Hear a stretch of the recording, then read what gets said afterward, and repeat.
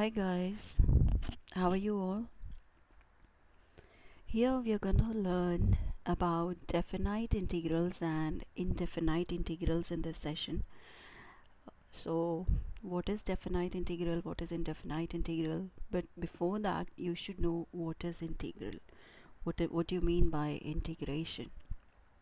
Integral is just continuous analog of a sum, and what it is used for? It is used to calculate areas, volumes, or if you want to determine displacement from velocities and all. So it is very helpful in all those things, and it's fundamental operation of calculus. So it has wide variety of uses in science fields. Now what is integration? It is basically, you should understand the meaning of the word integration. It is action or process of integration, or you're combining something, making adding slices to find the whole, a complete thing. That is integration. Now, what do you mean by definite integral or indefinite integral? If you don't have any idea, that is very useful for you to understand the basic points. What is the difference between them? Now, you know that indefinite integrals does not have any limits, no limits. All right. And definite integral has limits in that. Now, what do you mean by limits? I'm going to give you an example and show that. Now, what is the second thing? The second difference between definite integral and indefinite integral is that whenever you go on solving a definite integral, your answer will be a numerical value. All right, you'll end up with a constant numerical value. Now, what about the indefinite integral? For indefinite integral, your answer will be, because you don't have any limits, no upper limits, no lower limits here, so you're going to end up with an expression. That's it. No value. You're just going to get an expression here. Now, the third point, what you need to understand, the difference between definite and indefinite integral is there won't be any constant here. All right, you're not gonna add any constant like c's or k's, what you add in indefinite integral, like no constants. And here we always use an integration constant, or we say arbitrary constant. We use the integration constant, that is c or k or whatever. Now, how do you write what is the symbol of integration? It looks like this. Here, as I said, it has limits. It has a lower limit and an upper limit. You can write it as a to b. This is your upper limit, this is your lower limit. And then you will have a function f of x and dx is equal to, now as you're solving, you're going to get an answer in numerical value. So that will be, you're just gonna put the values here, f of p minus f of a. After solving it, you're gonna get an answer in numerical value. Now, indefinite integral, the same thing, but you won't have the limits. You have f of x dx is equal to f of x, an expression, plus you add a constant c. This is how you write indefinite integrals and definite integrals. Now let's just go through that.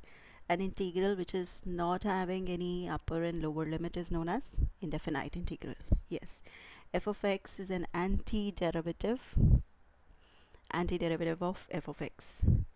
Now the main difference, what I told between them, is the definite integrals, we know that we are given upper and lower limits, and in here we don't have upper and lower limits. The main difference is this has a constant, this does not have a constant, right? Okay, and what is it used to find the area under the curves? And the study of integration started in 3rd century BC, and within so it is used to find the areas of circles, parabolas, ellipses, etc. Now let's solve one question on this. For definite integrals, sorry, for indefinite integrals first, we're going to solve this question. Now, why is this indefinite? Because it does not have a upper limit and a lower limit. Let's solve for this question. If you can solve it on your own, try the answer and then look into the video. Here we have x to the power of 4 minus 5x squared plus 10 over x squared dx. Now what is this dx? Why do we put dx? This is in relation to x. If you're talking about something like this, your question is in terms of variables of x, you're putting dx because it means that I'm going to do integration in relation to x. All right. So what is the first step? What I'm going to do is, as you can see, this is a single fraction. Yes. So I can rewrite it as integral of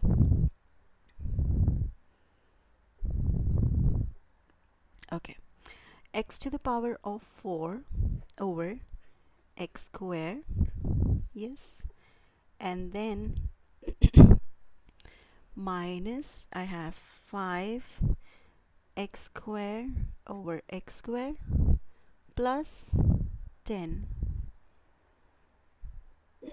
over x squared, and then don't forget to write this dx. Let me put it into parentheses. That's dx. Now let's solve for that. Here you have same basis, there's division between them, so you subtract your exponents. 4 minus 2 is 2.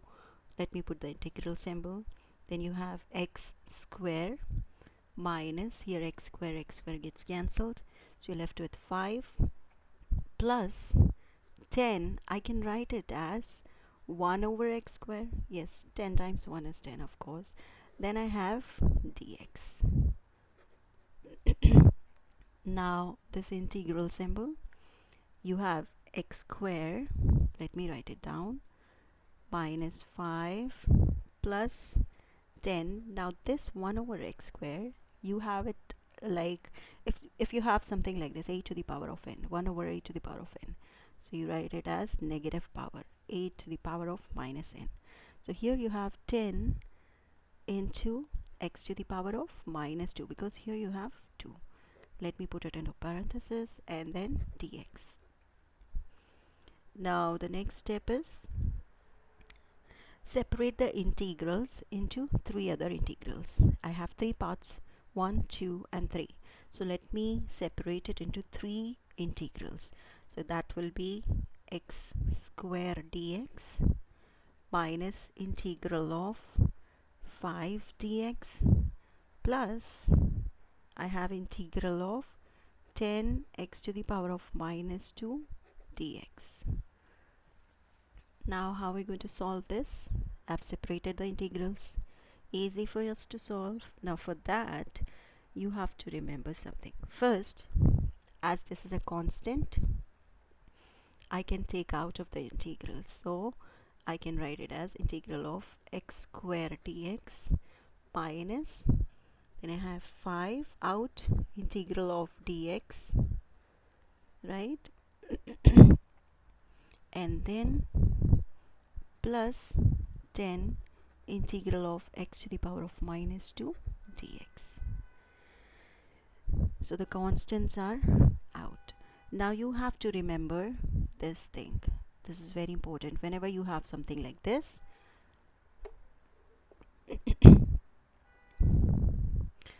whenever you have something like x to the power of n dn, all right? Now here I have taken dn because my exponent is n here.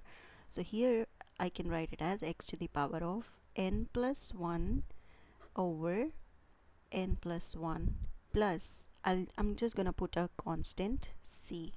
As I told you in the differences, we add up a constant when it is an indefinite integral. This is a new exponent and we are adding an arbitrary constant on that. So this is the very important part of the question which you have to remember.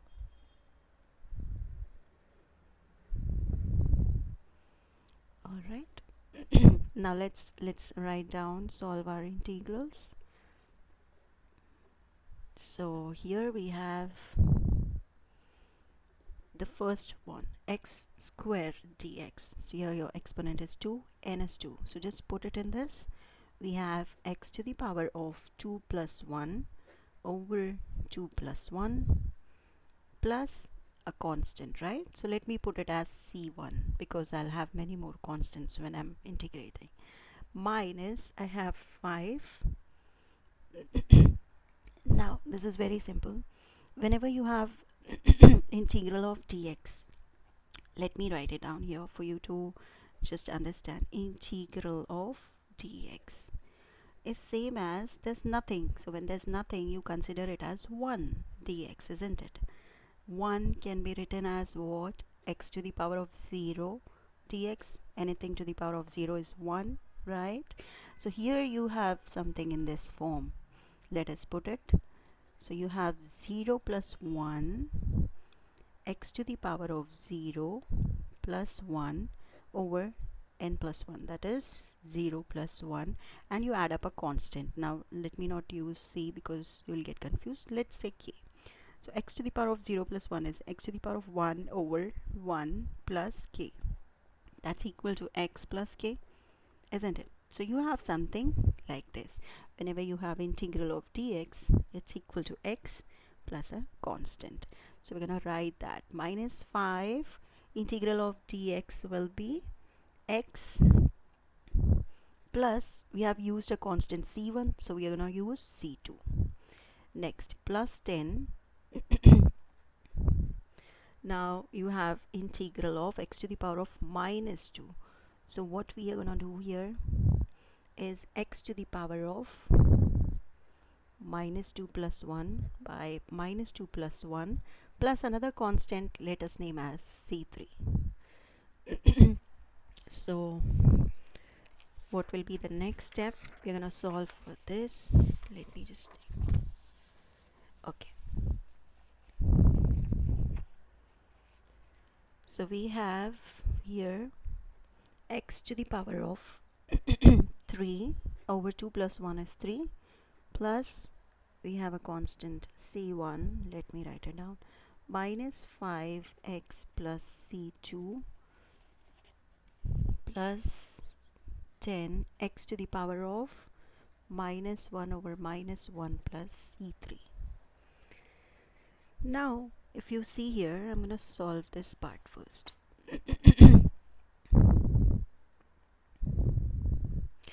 10 over minus 1 will become minus 10 to the power of x to the power of minus 1. This part will be minus 10 times x to the power of minus 1, and you just convert it back. Minus 10 x to the power of minus 1 is 1 over x, isn't it? So that is minus 10 over x. So I'm just gonna put this thing in place of that. So what is that equal to? X cube over 3. Now let me just put all the constants at the end, okay? Next part is minus 5x.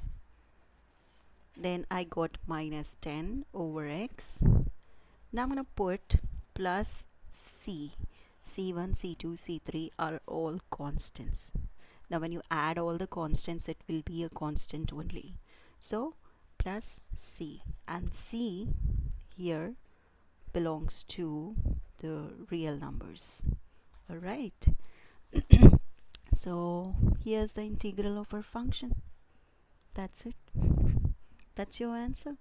So solving indefinite integrals with fractions is easy, right? Okay, let us see how we can solve a definite integral now. What do you think? You can do it? Let's see if you can solve this question. Now here, in definite integrals, we have limits. In indefinite integral, we did not have any limits. And we got an expression at the end. If you can see, you just got an expression with an arbitrary constant. That's indefinite integral. Now what about definite integral? Let's solve this question. You have limits, you're going to substitute the limits in that. So here we have integral from minus pi by 4 to pi by 4 cos square x dx. So what's the first step I'm going to do is Now this integral is from a limit minus pi by 4. I just want to draw something and show you, okay? Just a rough thing here, alright, so that you understand what I'm going to do. Here you have pi by 4 and here you have minus pi by 4. Now your curve, whatever, parabola, ellipse or a circle, is from minus pi by 4 to pi by 4. I'm gonna just take the interval from 0 to pi by 4. So if from 0 to pi by 4, and this part and this part are equal, so it's 2 times 0 to pi by 4 is equal to pi by 4 to pi by 4. Yes, so I'm gonna change the integral. So it's twice, right? This part, 2 parts. Now if I want from 0 to pi by 4, it will be 2 twice of 0 to pi by 4. So I have cos square x dx, the same thing I've written. Now the next step would be, what is cos square dx? Now if you have learned trigonometry, you should know the identities. What is cos square x dx? 2 of 0 to pi by 4. If you want to convert it from 0 to pi by 4, it's your wish. Otherwise you can solve from the integrals minus pi by 4 to pi by 4. At the end you can put on these intervals, you'll get the same value. If you don't want to do this way, you can do the other way. There are many ways. Cos square x dx. What is cos square x? So it is 1 plus cos 2x divided by 2 dx. Now how do you get this? What is the proof? You all have to go through the proofs. Okay, now here cos square x dx is 1 plus cos 2x over 2 dx. So we have the integral. Let me take this 2 out. 2 and 2 cancels out, so you are left with 0 to pi by 4 1 plus cos 2x dx. Now after this you separate your integrals and then find, so what is integral of 1 dx? As I've already told you before, it's x, right? X. Now you don't put a constant because you have limits. Plus cos 2x is what? It is sine 2x. The integral of cos 2x is sine 2x. Now you have 2x as well here. You have to find the derivative of 2x. What is the derivative of 2x? It's 2. So divide by 2. First you find the derivative of cos 2x, then 2x. So cos 2x is sine 2x.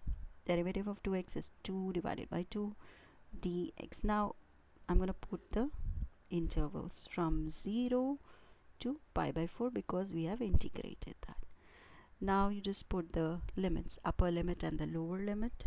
Upper limit minus the lower limit. So pi by 4 minus 0. So I'm just going to put pi by 4 because minus 0 is minus 0, plus sine 2 times pi by 4 divided by 2 minus everything is 0, right? 0 plus 0, 0. Here you have pi by 4 plus 2 times 2 is 4. You have sine pi by 2 divided by 2. Now if you see, what is sine pi by 2? It's 90. Pi by 4 plus sine pi by 2, 180 by 2, it's 90. Sine 90 is 1 over 2, and you have got a numerical value. That's how you solve your definite integrals. You put on the values after integrating and you get a constant value, a numerical value. So I hope the session was useful for the basics of integrals. I have just solved some easy integral problems in this. If you have any suggestions, you can write it down in the comments, or if you want to suggest anything to take up any topic or anything else in the next live session, maybe I'll come with differentiations or something. So if you have any suggestions, you can surely tell me. And thank you all for joining. Thank you all for supporting always. Thank you so much. Love you all. Bye bye. Take care.